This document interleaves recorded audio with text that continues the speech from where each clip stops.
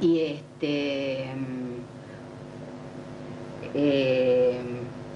y bueno, digamos, existen también respuestas, bueno, dadas desde, digamos, el pensamiento religioso, pero creo que no lo vamos a analizar en este momento. Pero, digamos, como decía recién el doctor Gildesa también, existe una discriminación franca entre lo que es, digamos, magia pura, que puede ser, digamos, aquellos que curan, digamos, a través de la palabra, el gesto, alguna pócima, de aquellos que se disfrazan, digamos, con un barniz de ciencia. Allí es donde la discriminación es sumamente difícil para el paciente. Y en esto es en donde tiene que ayudar el médico tratante a discriminar y ver, digamos, cuáles son las cosas que están en juego, digamos, a nivel emocional, brindándole asistencia, digamos, también emocional al paciente, escucharlo, entender, digamos, por qué este paciente consulta, digamos, qué otras cosas está buscando, que algunas de ellas escapan a la ciencia, digamos, porque por ahí está, digamos, buscando respuestas en relación al porqué de la enfermedad, al porqué de la muerte, digamos, que desde la ciencia que no se las podemos otorgar. Pero sí, digamos, podemos utilizar la sugestión, que la utilizan hábilmente, digamos, estos charlatanes, y que la sugestión es una herramienta válida para la cura, y que no la tomamos en cuenta, porque muchas veces en el afán de, digamos, únicamente producir ciencia, dejamos de lado todo lo que hace, digamos, a la relación.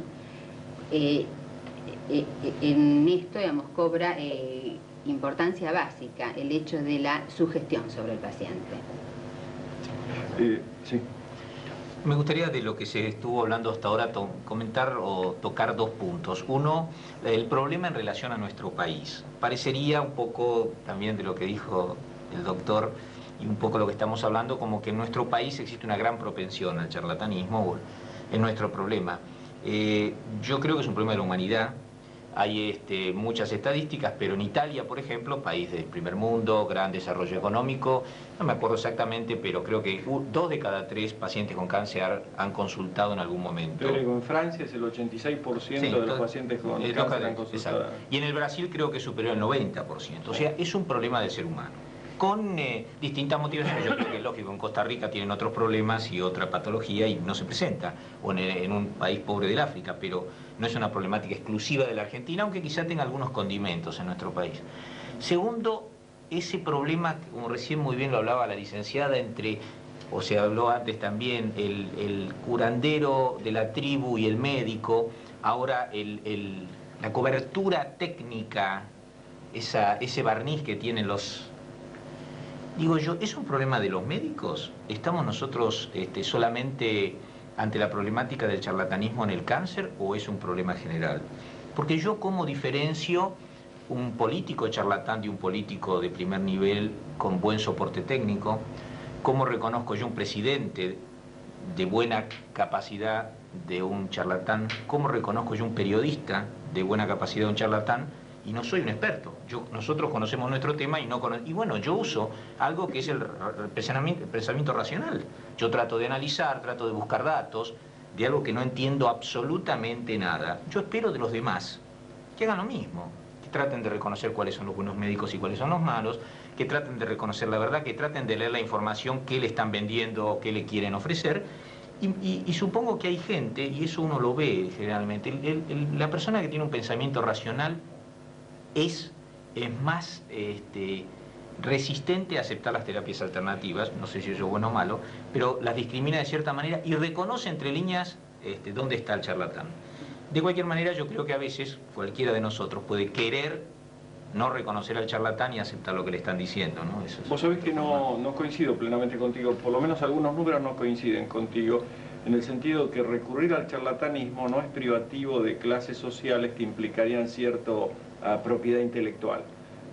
Los números muestran que en realidad es independiente de la capacidad intelectual o de la capacidad racional de la gente su acceso hacia el charlatanismo.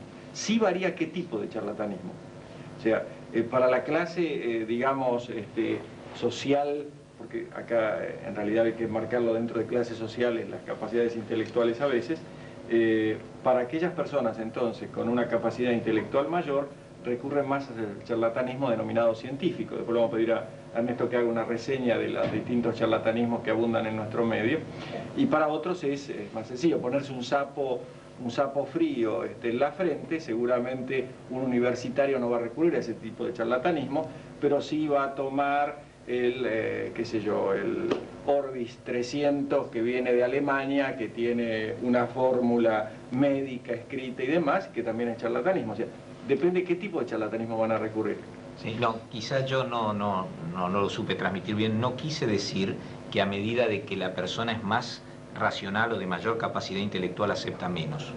Simplemente que ese es el camino que debería elegirse como una manera de buscar. La otra cosa es que cuando yo mido a un presidente o un ministro de Economía o a lo que fuera, estoy hablando de temas, si se quiere, no relacionados directamente con mi persona. Cuando yo hablo de mi cáncer, en mi muerte, y entonces hablo de un tema en el cual la capacidad racional, entiendo, se diluye mucho más, y creo que es ahí donde el médico debe encontrar la manera de que ese paciente tenga una salida. Por eso a mí me gustaría que en este bloque, después de referirnos específicamente al charlatanismo en Argentina, es cuáles son los pacientes que en Argentina llegan al charlatanismo. O sea, cuáles son, Ernesto, las vías por las cuales llega. Antes generalizamos sobre eso. Correcto. Entonces, ¿qué paciente llega? ¿El paciente en el momento del diagnóstico? ¿El paciente en el momento que le van a hacer la primera terapéutica? ¿El paciente terminal terapéutico? Sí. Yo, a los fines de completar la idea sobre la trascendencia en nuestro país, quiero simplemente recordar una cosa. Si bien es cierto que las terapias alternativas son un problema mundial, no recuerdo otro caso en el cual del centro más importante de investigación oficial haya surgido una terapia alternativa por parte de un investigador jerarquizado de ese mismo centro. En nuestro país, el que produjo la crotoxina fue el CONICET, o fue un investigador del CONICET. Es decir, que es cierto que el problema podrá ser mundial, y hay reseñas en Estados Unidos desde 1820 que muestran que hay 169 productos que han intentado curar el cáncer a lo largo del tiempo. Es verdad. Pero del Instituto Nacional del Cáncer de los Estados Unidos no recuerdo que haya surgido una terapia alternativa. Es decir, que en nuestro país el problema parece ser un poco más trascendente que lo que puede ser en otros medios. Con respecto al momento en el cual el paciente llega a las terapias alternativas, nosotros hemos vivenciado pacientes que lo hacen en todas las etapas.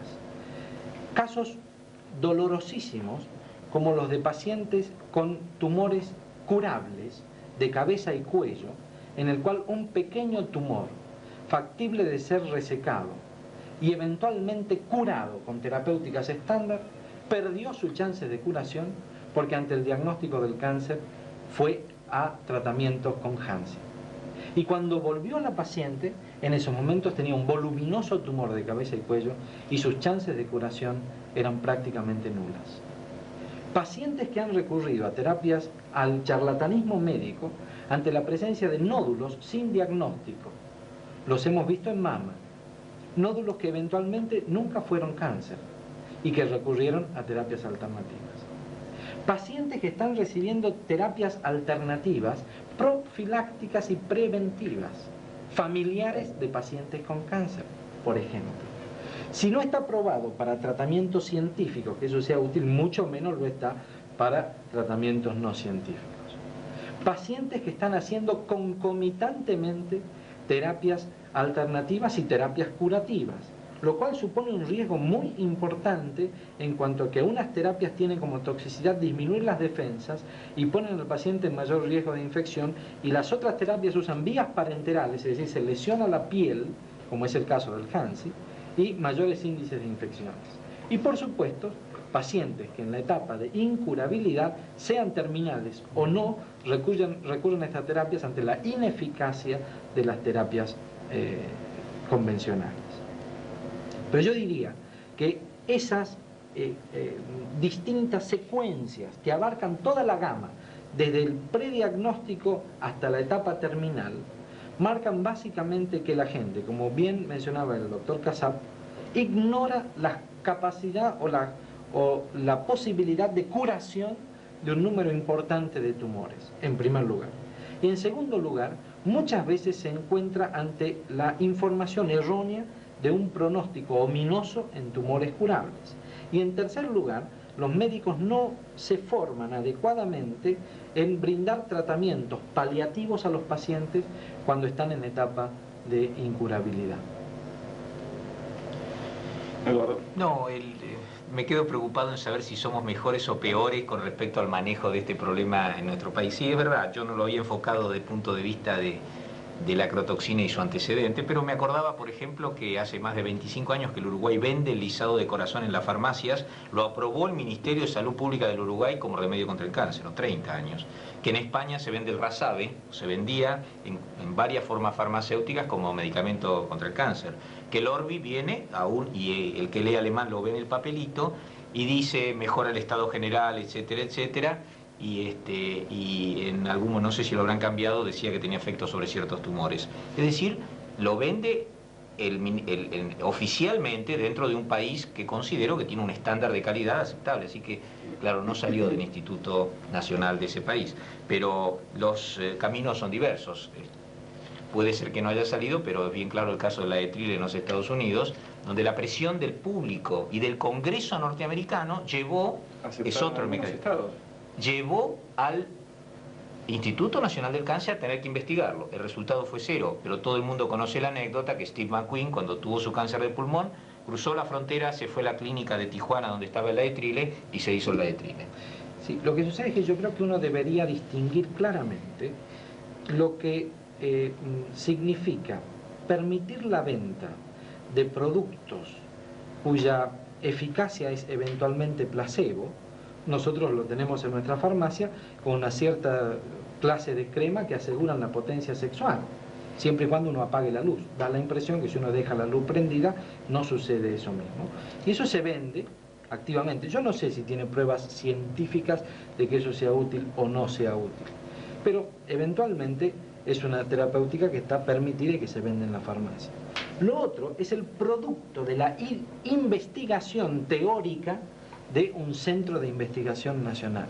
Creo que tienen dos gravedades completamente diferentes. En un caso uno puede afirmar los sistemas de control, aún en los países del primer mundo, no son óptimos, o eventualmente permiten o toleran terapias como es el caso del Orbi, que se consideran reconstituyentes. No sé si tienen pruebas o no de que son reconstituyentes. En nuestra farmacia se venden una serie de productos con las mismas indicaciones, eventualmente no tienen morbilidad.